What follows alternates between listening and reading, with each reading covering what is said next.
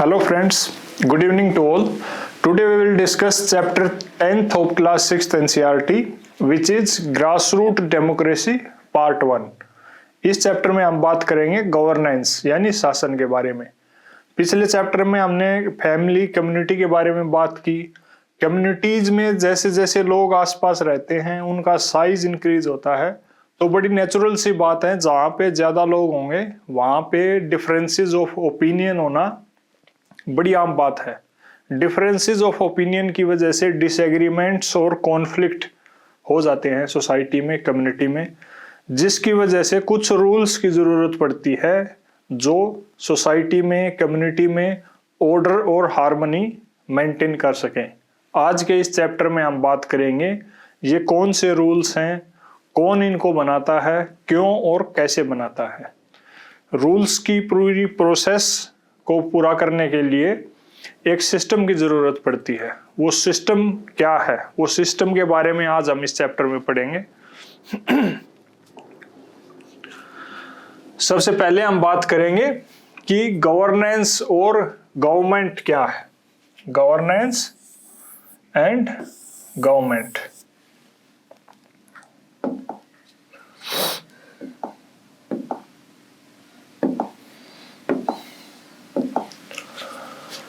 Governance और government में क्या डिफरेंस है। हिंदी में बात करें, गवर्नेंस मतलब शासन एंड गवर्नमेंट इज सरकार। इसके बाद हम बात करेंगे गवर्नमेंट के ऑर्गन्स कौन कौन से हैं, यानी ब्रांचेज। गवर्नमेंट एक सिस्टम है पूरा, उसके ऑर्गन्स, उसकी ब्रांचेस कौन कौन सी है। जैसे हमारी बॉडी है, ये मान लो एक गवर्नमेंट है, तो इसमें अलग अलग ऑर्गन्स हैं जिनकी मदद से सरकार काम करती है, हमारी बॉडी काम करती है।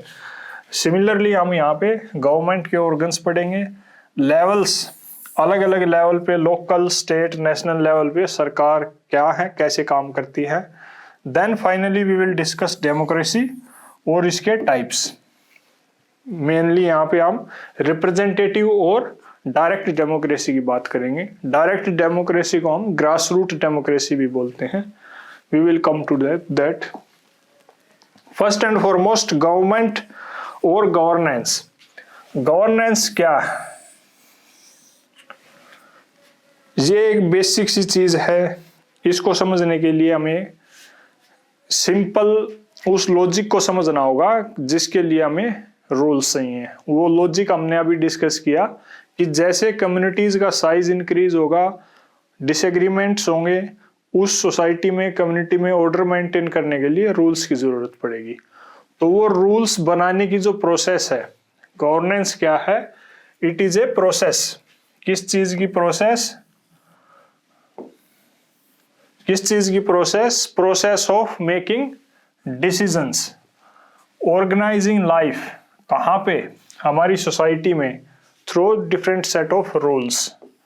अलग अलग रूल्स के जरिए सोसाइटी में लाइफ को ऑर्गेनाइज करना, उससे रिलेटेड डिसीजंस लेना और ये इंश्योर करना, क्या इंश्योर करना कि भाई जो रूल्स बनाए गए हैं उनको फॉलो किया जा रहा है या नहीं। ये सारी प्रोसेस क्या? 3 चीजें, मतलब डिसीजन मेकिंग, रूल्स बनाना सोसाइटी में लाइफ को ऑर्गेनाइज करने के लिए। थर्ड, ये इंश्योर करना कि भाई वो रूल्स जो बनाए गए हैं वो फॉलो किए जा रहे हैं या नहीं। इस सारी प्रोसेस को गवर्नेंस यानी शासन बोलते हैं।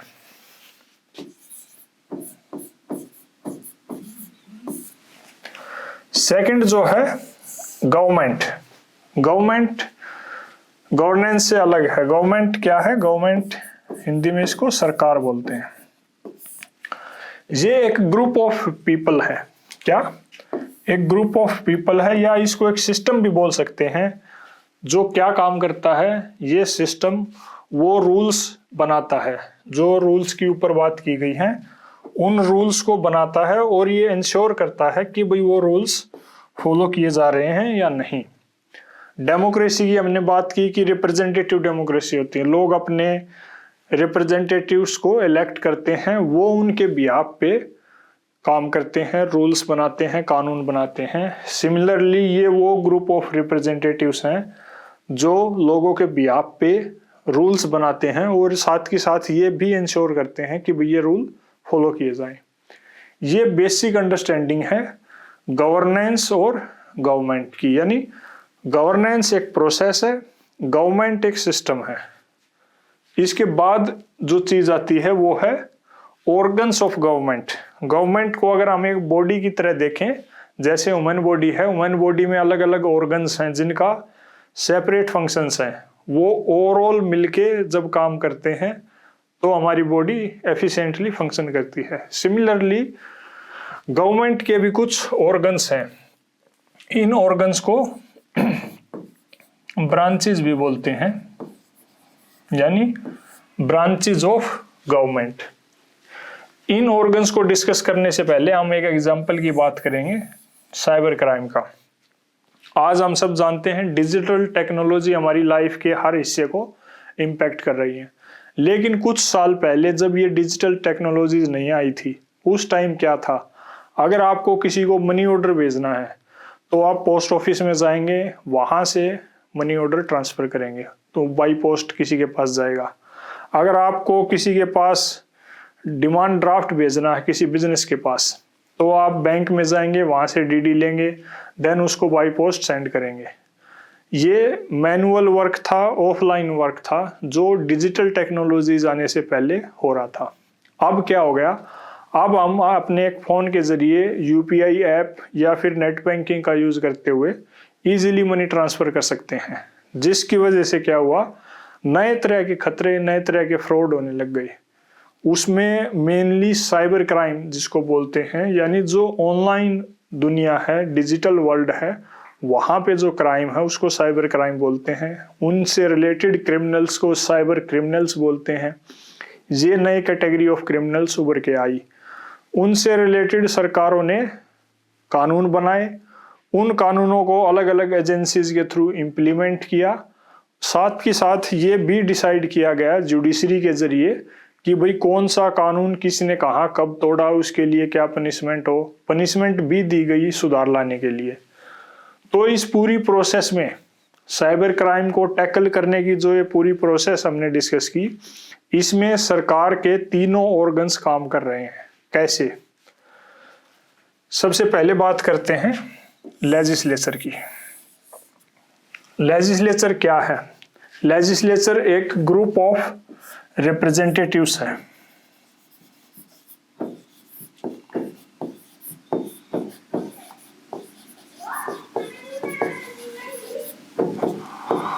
कौन से रिप्रेजेंटेटिव्स? जो लोगों ने इलेक्ट किए हैं। ये ग्रुप ऑफ रिप्रेजेंटेटिव्स क्या करते हैं? कानून बनाते हैं, laws, rules, regulations.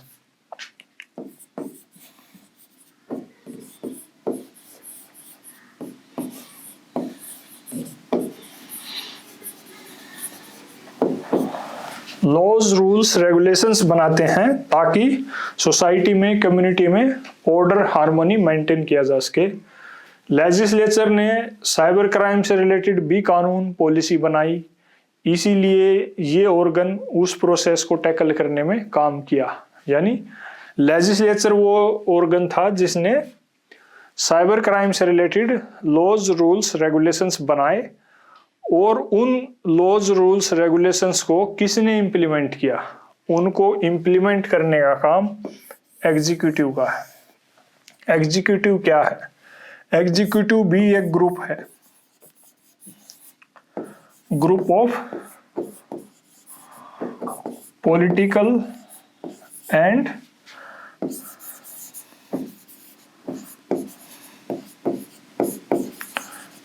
Administrative people. Political कौन से? जैसे प्रेसिडेंट है,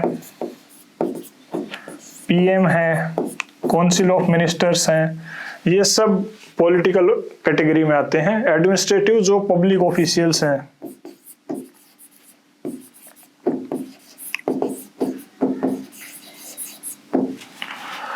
एग्जीक्यूटिव वो ग्रुप है जो क्या काम करता है, अगर सिंपल एक शब्द में हम बोले तो ये जो भी लेजिस्लेचर ने कानून, रूल्स, रेगुलेशंस बनाए हैं उनको इम्प्लीमेंट करने का काम करता है।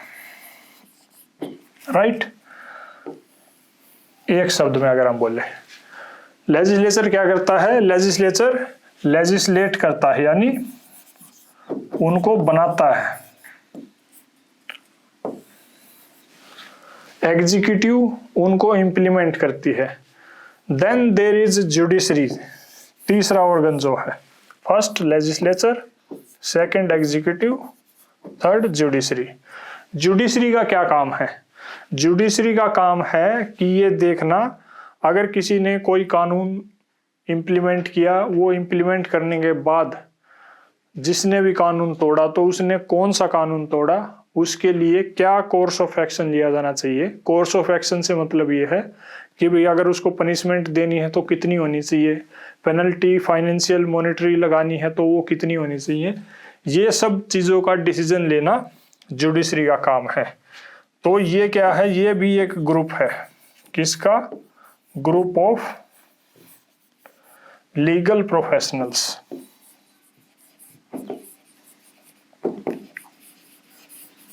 इनका क्या काम है? टू जज करना इस चीज को कि भाई इसने कानून तोड़ा है या नहीं तोड़ा। अगर तोड़ा है तो उसके लिए क्या पेनल्टी या पनिशमेंट होनी चाहिए। ये एक सिंपल जुडिशरी की अंडरस्टैंडिंग है। ये तीनों ऑर्गन्स साइबर क्राइम से रिलेटेड जो प्रोसेस हुई कानून बनाने की, उनको इम्प्लीमेंट करने की, पनिशमेंट देने की, उसमें काम किए। ये तीनों ऑर्गन अलग अलग काम करते हैं, लेकिन ये एक दूसरे पे डिपेंडेंट भी हैं और एक दूसरे के साथ में मिलकर काम करते हैं। इस वजह से एक कंसेप्ट जो दिया गया है बुक में और इस सब्जेक्ट से रिलेटेड टेक्स्ट बुक्स में, वो है separation of powers. Separation of powers क्या है? शब्दों से ही पता चल रहा है कि भाई जो भी जिसकी पावर है उनको सेपरेट रखा जाए। यहाँ पे सेपरेशन ऑफ पावर्स इन तीन ऑर्गन्स के बारे में बात हो रही है कि भाई तीनों की पावर्स को सेपरेट रखा जाए, जिससे वो अच्छे से एक दूसरे के साथ मिलकर काम कर सके। ये क्या है सेपरेशन ऑफ पावर्स? ये एक सिस्टम है। किस चीज का system? System of checks and balances.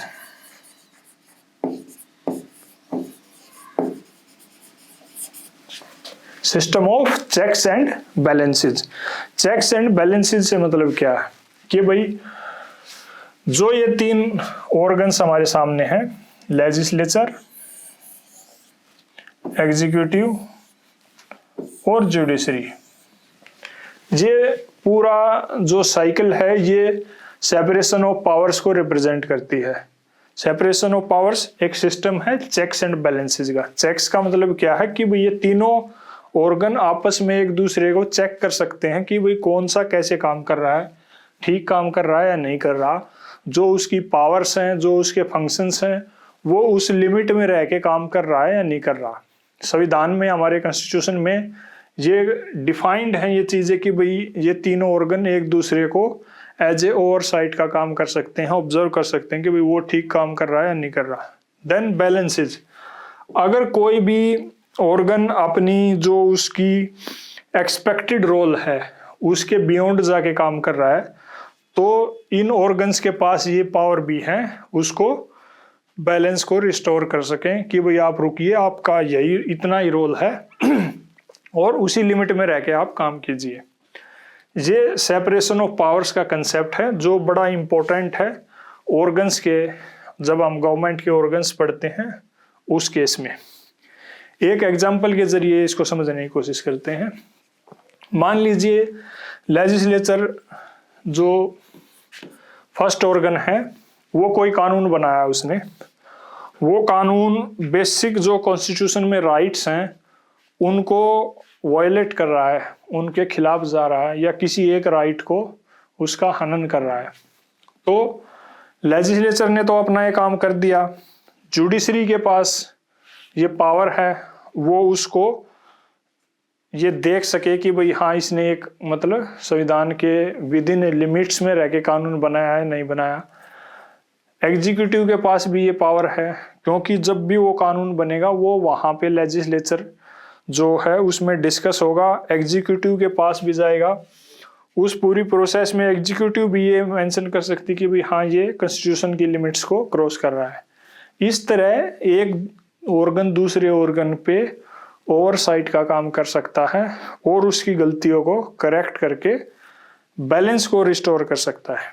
इसीलिए इस कंसेप्ट को system of checks and balances बोला गया कि भाई एक दूसरे को चेक किया जा सके और बैलेंस को रिस्टोर किया जा सके अगर कहीं गलतियां हैं तो। Then there is levels of government. Levels of government यानी सरकार किस किस लेवल पे काम करती है, उसके क्या क्या पार्ट्स हैं। इसको समझने के लिए हम पहले एक कंसेप्ट, एक बेसिक एग्जांपल लेंगे इलेक्ट्रिसिटी बल्ब का। मान लीजिए आपके घर में इलेक्ट्रिसिटी बल्ब से रिलेटेड कोई प्रॉब्लम आ गई, तो आप सबसे पहले क्या करेंगे? आप सबसे पहले खुद ट्राई करेंगे बल्ब को निकाल के वापस लगाने की, लाइट का स्विच है उसको अच्छे से बंद करके फिर ऑन करने की कि भाई ये काम कर रहा है या नहीं कर रहा। देन अगर आपसे वो दिक्कत खत्म नहीं होती तो सेकंड लेवल पे आप क्या करेंगे? आप किसी इलेक्ट्रिशियन को बुलाएंगे कि भाई आप आइए, मेरे घर में बल्ब से रिलेटेड ये दिक्कत है, इसको आप चेक कीजिए। इलेक्ट्रिशियन आएगा, आपके बल्ब से रिलेटेड जो भी वायरिंग है, बोर्ड है, इलेक्ट्रिसिटी बोर्ड है, बल्ब है, सारी चीज़ों को चेक करेगा और वो ये कंक्लूजन निकालता है कि भाई आपके घर में आपकी पावर सप्लाई में कोई दिक्कत नहीं है, विद इन हाउस दिक्कत है, वो बाहर है जो मेन पावर सप्लाई है वहाँ से दिक्कत है। Then what will you do? You will go to the third level. Third level क्या है कि भाई आप जो भी बिजली से रिलेटेड, इलेक्ट्रिसिटी से रिलेटेड आपके आसपास गवर्नमेंट ऑफिस है, रेलिवेंट अथॉरिटी है, उसके पास जाएंगे, अपनी समस्या बता के एक ऑफिशियल कंप्लेंट रजिस्टर करेंगे। ये 3 लेवल पे आपने काम किया। आपने खुद चेक किया, आपने इलेक्ट्रिशियन को बुलाया, देन उससे भी बात नहीं बनी तो आप गवर्नमेंट ऑफिस में जाके कंप्लेन करने गए। सिमिलरली जो हमारी सरकार है वो भी 3 लेवल पे काम करती है। First and foremost central government. Central government national level पे या फिर यूनियन लेवल पे काम करती है, यानी पूरे देश के लेवल पे सभी स्टेट, सभी लोकल अथॉरिटीज उसके अंडर में रहती हैं। सेकंड गवर्नमेंट जो काम करती है स्टेट गवर्नमेंट, इसको स्टेट लेवल बोलते हैं या फिर रीजनल लेवल भी बोलते हैं। थर्ड जो लेवल है गवर्नमेंट का वो है लोकल गवर्नमेंट, यानी किसी टाउन या फिर गांव के लेवल पे जो पंचायती राज इंस्टीट्यूशंस हैं, अर्बन लोकल बॉडीज हैं, ये सब लोकल गवर्नमेंट की कैटेगरी में आता है। इस तरह से ये तीनों चीज़ें 3 लेवल हैं गवर्नमेंट के, हमारी सरकार के। इसको और बेहतर हम एक और एग्जांपल के जरिए समझते हैं, फ्लड के जरिए। मान लीजिए बहुत सारी बारिश हुई, नदियों में जो वाटर लेवल था वो उनके सेफ्टी लेवल से क्रॉस करके अलग आसपास के एरिया में घुस गया। अगर वो बाढ़ कुछ गांव में है, कुछ सीमित एरिया तक है, तो उसको लोकल गवर्नमेंट के लेवल पे हैंडल किया जाएगा। लोकल गवर्नमेंट के पास जो रिसोर्सेज हैं वो ट्राई करेंगे कि भाई हाँ ये जो पानी से रिलेटेड समस्या है, फ्लड से रिलेटेड समस्या है, वो अपने लेवल पे हैंडल कर लें। लेकिन अगर फ्लड और ज़्यादा एरिया में फैल गई then it will become a state issue कि भाई स्टेट लेवल के रिसोर्सेज हमें चाहिएंगे, क्योंकि उसका जो स्केल है फ्लड का वो ज़्यादा है। अगर उससे भी ज़्यादा फ्लड फैलती है, 2-3 स्टेट्स में फैल जाती है, या स्टेट में ही उसकी जो एक्सट्रीमिटी है, उसकी जो सीवियरिटी है वो ज़्यादा है, then it will be called central government issue. तो उसमें फिर सेंट्रल गवर्नमेंट अपनी फोर्सेस के ज़रिए, रिसोर्सेज के ज़रिए उसको टैकल करने की ट्राई करेगी। इस पूरी प्रोसेस में तीनों लेवल पे जो गवर्नमेंट के ऑर्गन्स हमने पढ़े वो फंक्शन करते हैं। क्या? गवर्नमेंट के ऑर्गन्स इन तीनों लेवल पे फंक्शन करते हैं। यानी जो सेंट्रल गवर्नमेंट है, सेंट्रल गवर्नमेंट के लेवल पर लेजिस्लेचर,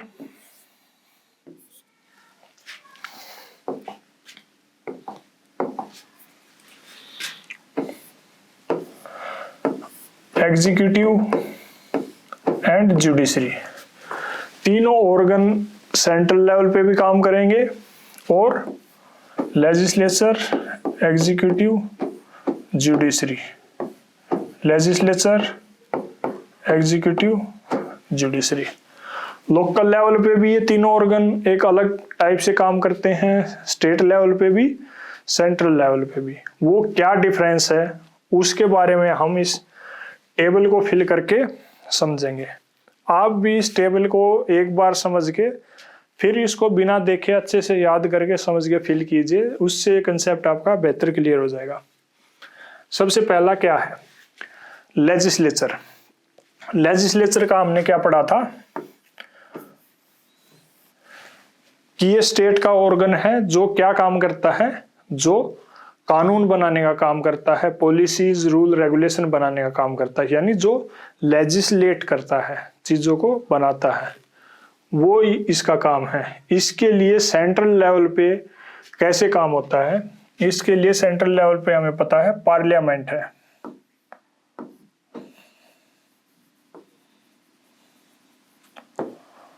पार्लियामेंट के दो हाउसेज हैं। एक हाउस है लोकसभा, दूसरा हाउस है राज्यसभा। लोकसभा को इंग्लिश में हाउस ऑफ पीपल बोलते हैं और राज्यसभा को इंग्लिश में काउंसिल ऑफ स्टेट्स बोलते हैं। इनमें जो लोगों के रिप्रेजेंटेटिव्स हैं वो जाते हैं और लोगों के बिहाफ पे कानून, लॉज, रूल्स, रेगुलेशंस बनाते हैं। उनको क्या बोलते हैं? MPs, members of parliament. Then state के लेवल पे लेजिस्लेचर का क्या स्ट्रक्चर है? स्टेट के लेवल पे अगर हम बात करें तो असेंबली है।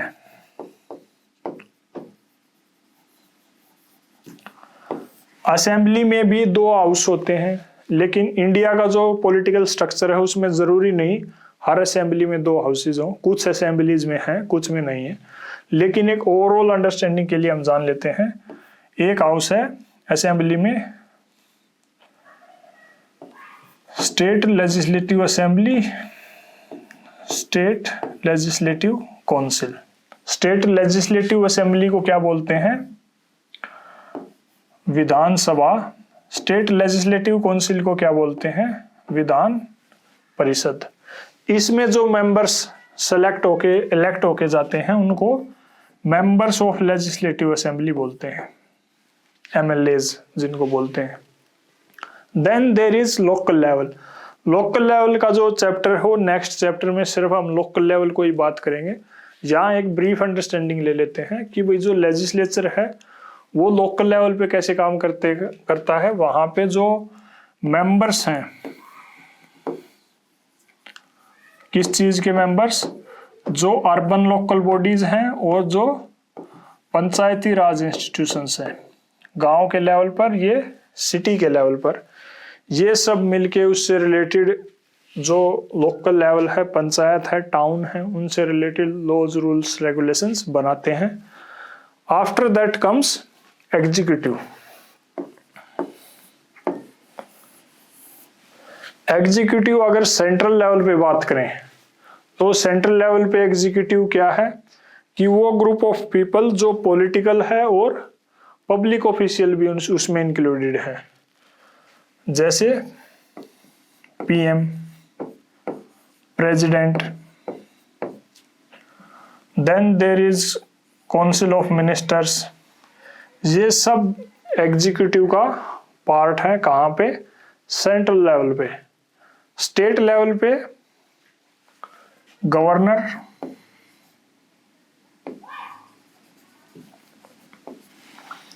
उसके बाद सीएम, काउंसिल ऑफ मिनिस्टर्स, ये सब एग्जीक्यूटिव का पार्ट है। देन लोकल लेवल पे जो भी अर्बन लोकल बॉडीज हैं, पंचायती राज इंस्टीट्यूशंस हैं, इनके जो हेड हैं plus bureaucracy.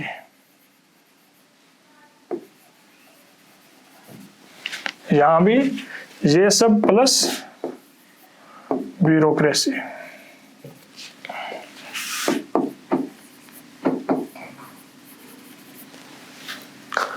After that comes judiciary. Judiciary की अगर हम बात करें तो सेंट्रल लेवल यानी नेशनल लेवल पे judiciary is our supreme court, state level पे judiciary is our high court, and local level our judiciary is our district courts. इस तरह से जुडिशरी 3 स्ट्रक्चर्स पे काम करती है अलग अलग। ये पूरा कंसेप्ट है जो हमें किस चीज को बताता है, गवर्नमेंट के 3 लेवल्स हैं, सेंट्रल, स्टेट, लोकल। उन तीनों लेवल पे जो 3 ऑर्गन्स हैं वो किस किस टाइप से काम करते हैं। जैसे एग्जीक्यूटिव है, एग्जीक्यूटिव के ये मेंबर्स हैं, एग्जीक्यूटिव का क्या काम रहता है सेंट्रल लेवल पे, फॉरेन अफेयर्स से रिलेटेड इश्यूज को टैकल करना, करेंसी से रिलेटेड, एटॉमिक एनर्जी है, कोई नेशनल लेवल पे पॉलिसी इंप्लीमेंट करनी है, इन सब इश्यूज से मतलब जो कंट्री है हमारी उसका डिफेंस, ये सब इश्यूज एग्जीक्यूटिव सेंट्रल लेवल पे डील करती है। देन स्टेट लेवल पे उनके सब्जेक्ट्स अलग अलग हैं, जैसे वही लोकल गवर्नमेंट्स का जो इश्यू है, इरिगेशन, एग्रीकल्चर वगैरह। देन जो पब्लिक लॉ एंड ऑर्डर है वो सब इश्यूज स्टेट लेवल पे एग्जीक्यूटिव डील करती है। देन लोकल लेवल पे एग्जीक्यूटिव का क्या काम रह जाता है, लोकल लेवल पे एग्जीक्यूटिव का काम है कि जो बिल्कुल लोकल इश्यूज हैं जैसे स्ट्रीट लाइट्स वगैरह का, सैनिटेशन का, साफ सफाई और जो वाटर सप्लाई है, इलेक्ट्रिसिटी, ये छोटे छोटे जो मुद्दे लोकल लेवल पे हैं उन सब को टैकल करना ये जो एग्जीक्यूटिव है उसका काम है। Then there comes the concept of democracy. Democracy को हमने इससे पहले चैप्टर में भी डिस्कस किया, यहाँ एक बार फिर से ब्रीफली डिस्कस करते हैं। डेमोक्रेसी में डेमोज और क्रेटोज। डेमोज का मतलब है पीपल, क्रेटोज रूल या फिर पावर। तो डेमोक्रेसी का क्या मतलब हुआ, rule of people first and foremost. Democracy के इस चैप्टर में मेनली 2 टाइप्स डिस्कस कर रखे हैं, representative democracy and direct democracy. Representative democracy क्या है इसको जानते हैं। रिप्रेजेंटेटिव डेमोक्रेसी को समझने की, उसकी डेफिनेशन समझने से पहले हम एक एग्जांपल लेंगे। किसका, मान लीजिए एक क्लास में 100 स्टूडेंट्स हैं, उस क्लास में अलग अलग इश्यूज हैं, बेंच से रिलेटेड, स्कूल के प्लेग्राउंड में इंफ्रास्ट्रक्चर से रिलेटेड, कुछ 2-3 इश्यूज हैं जो स्टूडेंट्स को परेशान कर रहे हैं। सभी 100 स्टूडेंट्स क्या करते हैं कि उनको प्रिंसिपल के पास जाना है, लेकिन इतने स्टूडेंट्स एक साथ प्रिंसिपल ऑफिस में जाए ये भी पॉसिबल नहीं है प्रैक्टिकली। तो वो क्या करते हैं, वो अपनी क्लास में 1 या 2 रिप्रेजेंटेटिव इलेक्ट करते हैं या फिर सिलेक्ट करते हैं नॉर्मली कि भाई लड़कियों की तरफ से ये लड़की, लड़कों की तरफ से ये लड़का, दोनों जाएंगे प्रिंसिपल ऑफिस में और जो भी उनके इश्यूज हैं वो प्रिंसिपल सर या मैम के सामने एक्सप्लेन करेंगे कि भाई हमारे ये इश्यू हैं, हमें इनका सॉल्यूशन चाहिए। इस पूरी प्रोसेस में बच्चों ने क्या किया कि प्रैक्टिकल क्या पॉसिबल है, इतने बच्चे एक साथ नहीं जा सकते, इसलिए उन्होंने अपने जो रिप्रेजेंटेटिव हैं उनको इलेक्ट या सिलेक्ट कर दिया। Then the representative goes to the principal. इस प्रोसेस को क्या बोलते हैं, रिप्रेजेंटेटिव डेमोक्रेसी। जो हमारी सोसाइटी है उसमें जिस तरह से पॉपुलेशन का साइज इतना हो गया कई कंट्रीज में कि ऐसा पॉसिबल नहीं है कि भाई हर इंसान को डिसीजन मेकिंग की प्रोसेस में इन्वॉल्व किया जा सके। इसीलिए एक प्रोसेस बनाई गई है। कौन सी प्रोसेस, इलेक्शंस की प्रोसेस, जिसके जरिए क्या किया जाता है, जिसके जरिए जो कॉमन पीपल हैं वो क्या करते हैं, अपने रिप्रेजेंटेटिव इलेक्ट करते हैं ताकि वो रिप्रेजेंटेटिव लोगों के बिहाफ पे डिसीजंस ले सकें, किस चीज से जुड़े हुए decisions? Decisions related to laws, rules and regulations. यही रिप्रेजेंटेटिव डेमोक्रेसी है। रिप्रेजेंटेटिव डेमोक्रेसी क्या है? इट इज ए सिस्टम जहां पे लोग क्या करते हैं? इलेक्ट करते हैं किसको? अपने रिप्रेजेंटेटिव्स को। कैसे? इलेक्शंस के थ्रू। क्यों?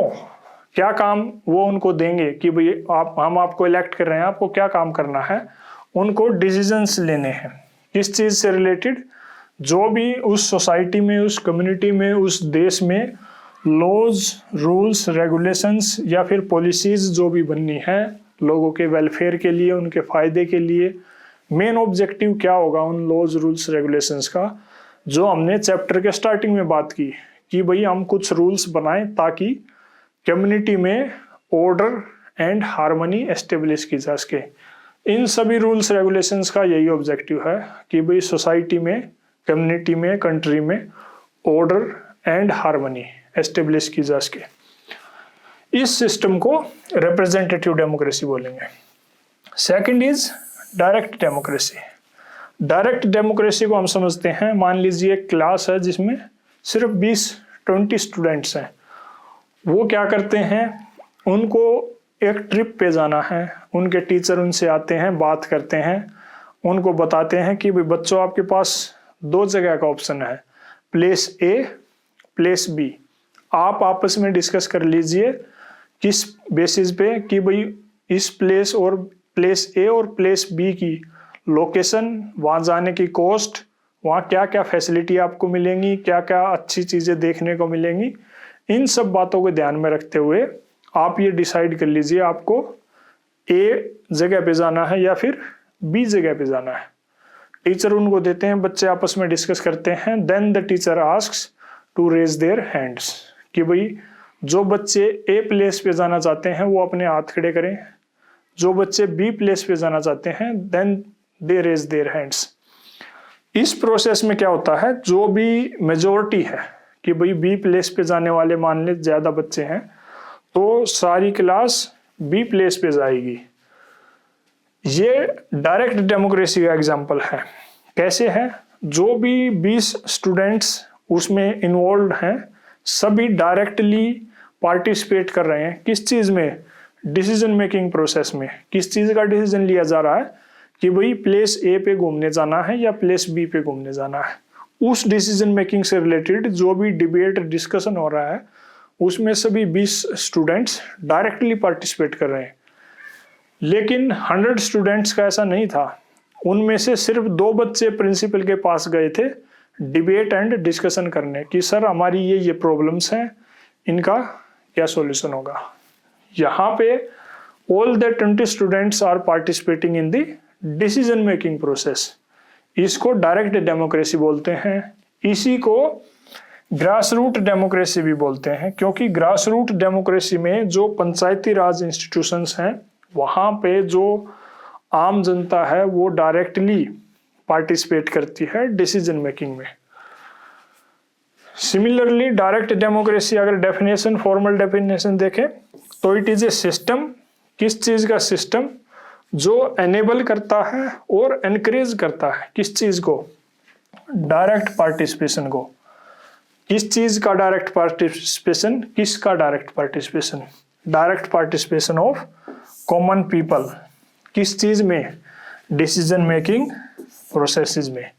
किस चीज से जुड़े हुए डिसीजन लिए जा रहे हैं? Laws, rules, regulations. क्या ऑब्जेक्टिव है उन लॉज, रूल्स, रेगुलेशंस का? ताकि उस सोसाइटी में, उस कम्युनिटी में order and harmony, right, order and harmony, इसको एस्टेब्लिश किया जा सके। That is all related to this chapter. आज हमने बात की बेसिक गवर्नेंस यानी शासन और गवर्नमेंट यानी सरकार, इनमें क्या डिफरेंस है, इनकी क्या डेफिनेशन है। गवर्नमेंट के ऑर्गन्स क्या क्या हैं? Legislature, executive, judiciary.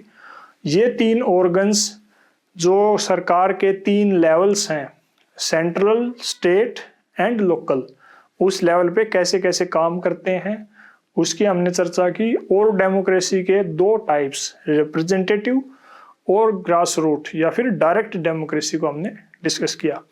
उम्मीद है आपको ये डिस्कशन यूजफुल लगा होगा। जल्दी मिलते हैं नेक्स्ट चैप्टर के साथ। Till then take care, thank you.